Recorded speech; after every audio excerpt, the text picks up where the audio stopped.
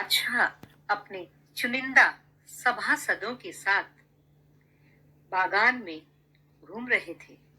रंग बिरंगे फूल और तितलियां और फूलों की महक चारों तरफ फैली हुई थी और बहुत ही अच्छा लग रहा था सबको उस फूलों के बागान में जो राजमहल के पास में था घूमते हुए। अचानक से मौसम के मिजाज बदले और एकदम घटा छा गई। सूरज बादलों के पीछे छुप गया और ठंडी ठंडी हवाएं चलने लगी और मौसम ने बारिश का भी संकेत दिया। मौसम के इस बदलते तेवर को देखकर अकबर बादशाह ने कहा कि अरे भाई, चलो सब लोग जल्दी से जल्दी महल पहुंचते हैं। ऐसे मौसम में तो कोई भी कितना भी जरूरी काम हो घर से बाहर नहीं निकलेगा। उनकी इस बात का अनुमोदन सब सभासदों ने एक स्वर में किया, लेकिन बीरबल ने कहा, नहीं, यदि किसी को कोई जरूरी काम है, कोई जरूरतमंद है, तो ऐसे मौसम में भी वो अपने काम के लिए घर से बाहर निकलेगा। अकबर ने कहा, तो बीरबल ये बताइए कि आप मुझे इस तरह के आदमी से मिलवा सकते हैं जो ऐसे मौसम में भी बाहर निकले पैसा कमाने के लिए। बीरबल ने कहा, जैसा आपका आदेश, मैं आपको अभी मिलवा दूंगा। और दरबार पहुंचते ही बीरबल ने थोड़ी ही देर में एक गरीब आदमी को दरबार में बुलवाया। अकबर ने उस आदमी से पूछा, क्या तुम पूरी रात एक तालाब के पानी में खड़े रह सकते हो? उस आदमी ने जवाब दिया, यदि आपका आदेश होगा तो मैं ऐसा जरूर कर सकता हूँ। तब अकबर ने कहा कि ये दोनों सिपाही तुम्हारी वहां रखवाली करेंगे और देखेंगे कि तुम रात भर पानी में खड़े रहते हो कि नहीं, और यदि तुम खड़े रहोगे तो मैं तुमको बहुत सारा इनाम दूंगा। हामी भरकर वो आदमी वहां से निकल गया। अब रात हो गई, ठंडी हवाएं और भी तेज चलने लगी। शीत लहर चल रही थी और घटाटोप अंधेरा छाया हुआ था आसमान में। और वो दोनों सिपाही उस आदमी को देख रहे थे और उसकी रखवाली कर रहे थे कि वो पूरी रात पानी से ना निकले। और इस तरह से रात बीत गई। सवेरा हो गया। अकबर बादशाह का दरबार फिर से सज गया। सबसे पहले अकबर ने बीरबल से कहा कि भाई बताओ, वो आदमी जिंदा है क्या? वो अपना इनाम लेने आएगा क्या? बीरबल ने कहा, जहां पन्हा, वो तो बाहर ही आपकी इंतजार कर रहा है। अगर आपकी इजाजत हो तो उसे अंदर बुलाऊं। अकबर ने कहा, जरूर बुलाइए। कुछ देर में वो आदमी अंदर आया और अकबर ने उसकी तरफ देखा और कहा कि क्या तुम सच बोल रहे हो? रात भर तुम पानी में खड़े थे?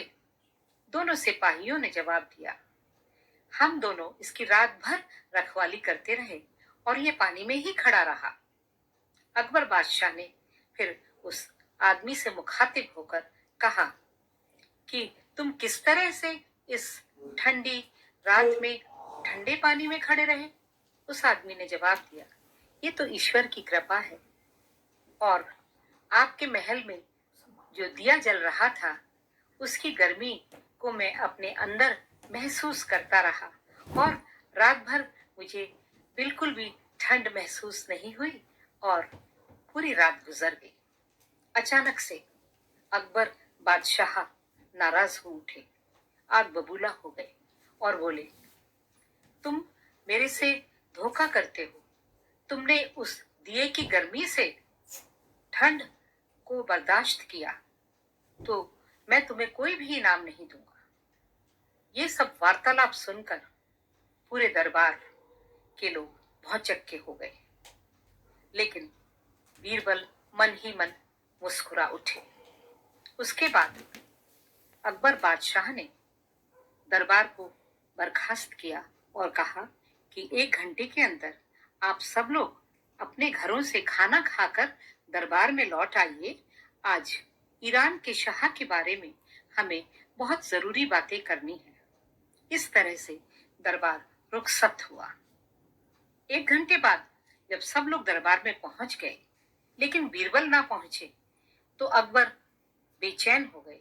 उन्होंने एक सिपाही को उनके घर भेजा और उनको बुलवाया, लेकिन सिपाही खाली हाथ आ गया और उसने कहा कि बीरबल किसी काम में बहुत मशगूल है और उनको आने में थोड़ा समय लगेगा। अभी इंतजार के बाद भी बीरबल दरबार नहीं पहुंचे, तो अकबर ने फिर से उस सिपाही को घोड़ों के साथ बीरबल के घर भेजा कि जल्दी पता करके आओ।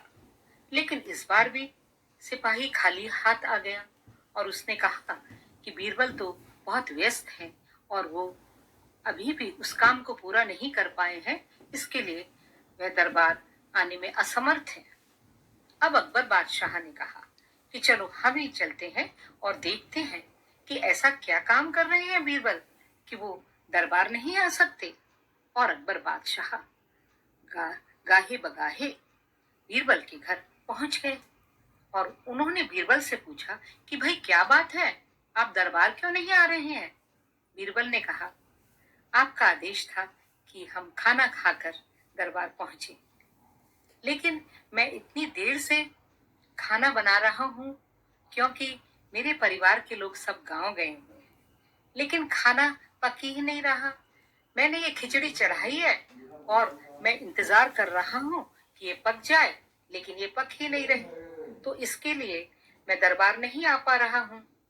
अकबर ने बीरबल की तरफ देखा और कहा कि अरे भाई, ये तुम्हारा चूल्हा तो जमीन पर जल रहा है और तुम्हारी खिचड़ी की हांडी तो पेड़ के ऊपर टंगी है।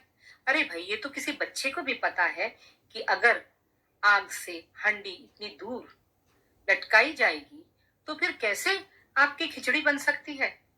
उनकी बात सुनकर बीरबल ने कहा, कल को मुझे ये पता लगा था कि अगर दिए की रोशनी से एक आदमी रात भर पानी में खड़ा रह सकता है और उसकी गर्मी को महसूस कर सकता है, तो ये खिचड़ी जो ज्यादा दूर नहीं है आग से क्यों नहीं पक सकती। अभी ये सब बात सुनकर अकबर बादशाह सारा माजरा समझ गए। उन्होंने कहा, अच्छा भाई बीरबल, अब आप दरबार चलिए और उस आदमी को बुलाइए, मैं उसे इनाम देता हूँ। दरबार पहुंचकर उस आदमी को अकबर बादशाह ने बुलाया और इनाम देकर खुश खुश घर भेज दिया।